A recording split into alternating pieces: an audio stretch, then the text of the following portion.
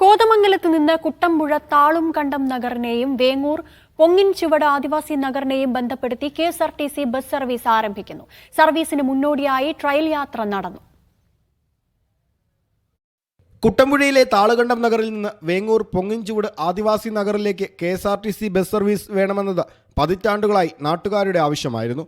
ഇത് യാഥാർത്ഥ്യമാക്കാനുള്ള തയ്യാറെടുപ്പുകൾ അന്തിമഘട്ടത്തിലാണ്.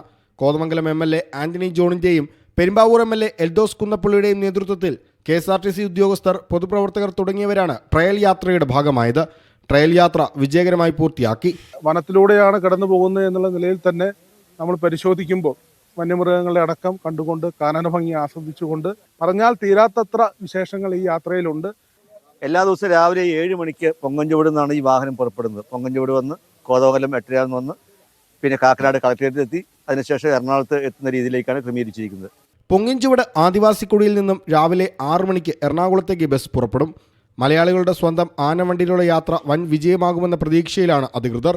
മീഡിയ 1 കൊച്ചി.